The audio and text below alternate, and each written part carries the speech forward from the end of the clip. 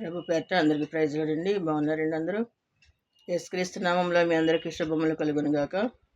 ఈరోజు దేవుని వాక్యం సామెతలు 3వ అధ్యాయం 9వ వచనం.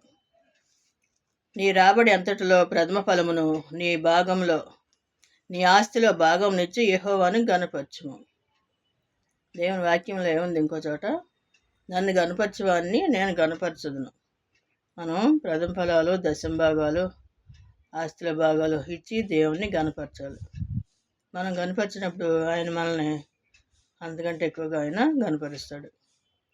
ఆయన ఇచ్చే దేవుడే కానీ తీసుకునే దేవుడు కాదు. మనం దేవుని కంటే దేవుడు వచ్చి తీసుకోడు కదా. దేవుని బిడ్డలో సేవ చేసినప్పుడు వాళ్ళకి ఇంకెటువంటి ఆధారం, ఉద్యోగాలు ఉండవు. కాబట్టి ఆయన బిడ్డలకు ఇచ్చినప్పుడు దేవునికి ఇచ్చినట్టే.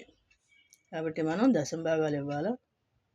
ప్రథమ ఫలాలు, ఆస్తిలో భాగాలు ఇచ్చి గనపరిచేవాళ్ళు కూడా ఉన్నారు. కొంతమంది ఆస్తులు, స్థలాలు ఇచ్చేవాళ్ళు. మనకి అవన్నీ లేకపోయినా చేయగలిగిన వరకు దేవుని బిడ్డలకి సహాయం చేయాలి. పెద్దవారిని కూడా ఆదరించాలి.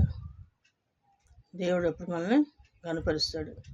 దేవుని లెక్క లేకుండా మనం ఉండకూడదు. ఆయన లెక్క చేసి ఆయన గనపరిచినప్పుడు మనల్ని గనపరుస్తాడు. ఎన్నో ఆర్థిక ఇబ్బందులు కానీ, సమస్యలు అవన్నీ కూడా ఈ జీవిత ప్రయాణంలో ఉంటూనే ఉంటాయి. కానీ అవన్నీ కూడా దేవుడు తీసివేస్తాడు, సమృద్ధినిస్తాడు. ఎప్పుడు అలాగే ఉన్నాం కదా.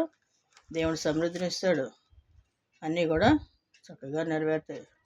చదువులు, ఉద్యోగాలు, వివాహాలు సమస్తం కూడా దేవుడు అనుగ్రహించే దేవుడు. దేవునికే మహిమ కలుగును గాక. దేవుని కృప మీ అందరికీ తోడై ఉండును గాక. ఆమేన్.